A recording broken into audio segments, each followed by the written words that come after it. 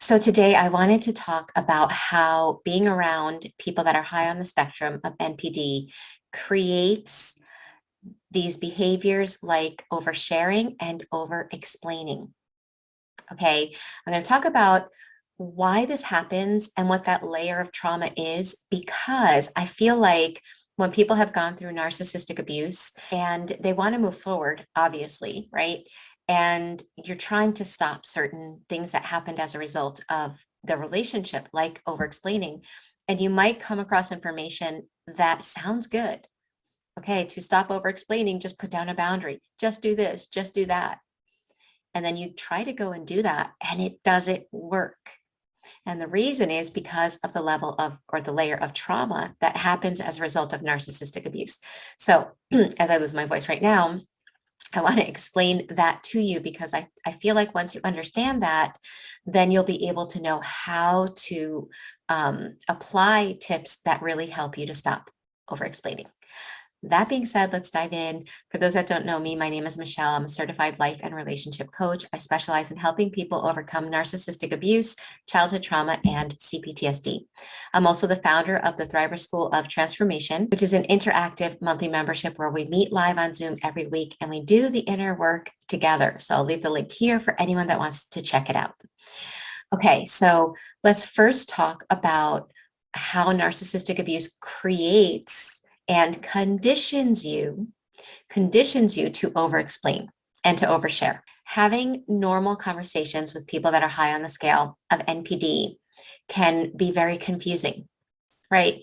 I remember a therapist saying one time, he said, Michele, narcissists are such expert manipulators that they can say, like, the wall behind you is yellow, and you'll look at it and you'll know it's not yellow. And as you're in the conversation with them, trying to explain to them how you see it, by the end of the conversation, due to their expert manipulation, you'll be doubting your perception as to the color that it is. Okay, so that being said, the reason we over-explain and the reason we overshare as a result of narcissistic abuse is because the narcissist twists and turns and manipulates in such a way that it causes you to disconnect from your inner GPS, so to speak. They use effective manipulation tools like gaslighting. Okay, gaslighting is, they're not outright saying you're lying or, they're not coming at you in an obvious way. With gaslighting, it's like, I would never say that. You must have heard it wrong. And so in your head, you're like, oh, well, shoot, I thought I heard them call me stupid, but they're acting like, they would never say that and that I must have heard it wrong. And done over a long period of time, you literally start losing the ability to trust yourself. And that's just one manipulation tactic that they use. You think of another one is projection. Everything that they don't like about themselves, they fling onto you and they say that that's who you are. So let's say you're taking some time to just exercise some self-love, right? You're doing something you like. That's part of life. Maybe it's as simple as enjoying a cup of coffee. Maybe it's singing. Maybe it's a hobby that you enjoy. And because a narcissist doesn't like to see you happy, they will project their own selfishness on you. They will say something like, you're so selfish.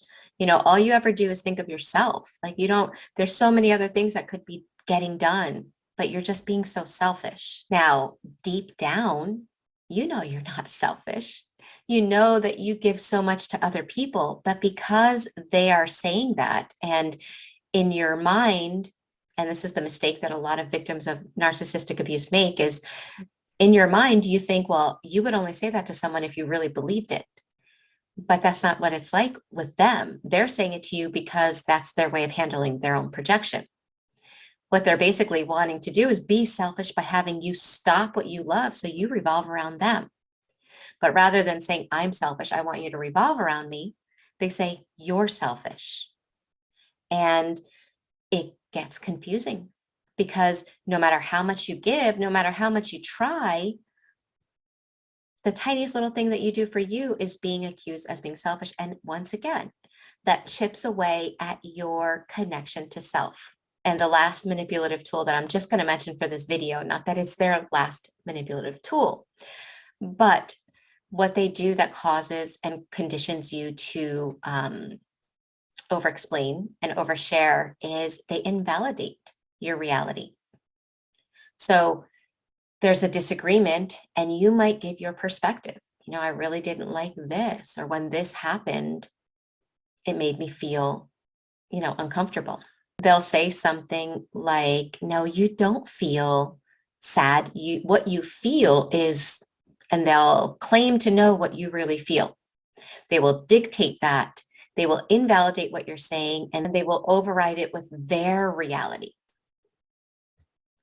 So just thinking about those 3 manipulative tactics. Imagine being a child in that environment. A child learns how to connect to self by their parent mirroring them, validating their reality, seeing and hearing them. And when you never have that, you don't have that ability to connect to self when you're older. And when the parent is gaslighting, invalidating, and projecting, this creates a tremendous amount of pain in the child. There's confusion, there's pain, there's anger, right? Anger is hiding the pain, but anger is associated because you're frustrated that no matter what you're saying sounds like a different language to your parent. There's feeling unseen, emotional abandonment. There's all of these intense emotions and nobody helping you to work through it. So what does the child do? Well, the child doesn't consciously do this, but the brain steps in and it buries those emotions in the limbic network and it stifles them because your brain basically is saying, you know, this is too much emotion for this child to handle. Let's, you know, compartmentalize it. So that in mind, let's fast forward to in adulthood. Now you're an adult, right? And you want to have conversations with people. Maybe you're at work and your boss asks you something, or maybe you just need a day off. You know, you have the right to certain days off, but in order for you to take it, you have to give like 50 million explanations. You have to over-explain as if you need them to really see it the same way that you do for you to feel okay and comfortable. Or in a relationship, a friendship, you feel like you have to give so much information in order for them to understand you. And the problem with that is it creates unhealthy relationships. Because basically what you're saying is, I can't trust my own perspective unless you see it the same way that I do. And that comes from being around a long-term person that did see life that way. Narcissists see life that way. There's one perspective, it's theirs. And they're constantly forcing you through manipulation tactics to be like in that one perspective. So when you go to stop this behavior, okay, here's the layer of trauma. You go to stop that behavior of over-explaining, but remember I told you that those intense emotions are buried in the limbic network, right? They're compartmentalized. When you go to stop those behaviors, those stifled, unhealed, unprocessed emotions from the trauma of not being seen, heard, of being invalidated, of not being allowed to hold on to your reality, they start coming up in the body. When they come up in the body, they feel as intense as when you were younger and buried them.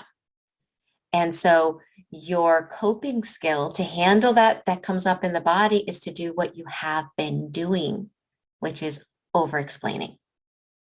Think about that. So you get stuck in a loop. You want to stop over-explaining, but then those intense emotions come up. It feels so uncomfortable that your body goes into its default coping skill of over-explaining, and now you're stuck in a rut, so to speak. I hope that at least normalizes why it's so hard to stop. Okay, it's because the unhealed trauma that comes up in the body feels too much to handle. Trauma gets buried and kind of frozen in 3D, so to speak. It gets frozen and remembered in the body with the same intensity as it did when it originally happened. So if this happened at 3 years old, 5 years old, 7 years old, and it was that overwhelming at that time, there's no time with trauma. Your brain's not like, oh, that happened then, but now you're an adult. No, it brings it up with that same intensity that it did when you were 3, 5, and 7. Again, remember, I said in the beginning that narcissists condition you to over-explain. Because when you try to hold on to your truth, it's usually met with some kind of severe punishment. They might be like, oh, so you're not going to explain, then this is going to happen. And they might give you the silent treatment, or they might, say something or treat you even more harsh. So there was a punishment when you try to hold on to your truth, and it just really creates a lot of unresolved emotions in the body. So to work through it, that's where narcissistic abuse meets cptsd recovery. And working through it involves working through the unprocessed emotions that are there, because that's what's causing you to not be able to hold on to your truth, hold on to your perspective in real time now. It has more to do with the past than it does with the present. The present is opening the door to that unhealed trauma. So what's involved would be learning how to process that unprocessed trauma, learning how to work through emotional flashbacks, learning how to upgrade your subconscious beliefs, and learning how to be comfortable in the discomfort of the sensations that come up, and learning how to rewire your nervous system. And I know that sounds like a lot, but trauma takes a toll on the mind and the body. And it's not just a cognitive thing where we say, oh, I watched this video, I learned this, and now, I can stop over explaining. We have to be willing to do the deep inner work. It does take a little bit of time. It is a little bit challenging, but it is worth it. Because instead of living life in symptom management after narcissistic abuse, you start to uproot the side effects, the coping skills of the narcissistic abuse. You get it at the roots, and you can start creating the life that you really want and the healthy relationships that come along with it. If you're struggling to do this, remember that the Thrivers School of Transformation is a resource that is really, really helpful for this. For $79.99 a month, you get 9 to 12 live meetings where we do the inner work together in a group setting with other people that really get it as well. So make sure you check it out.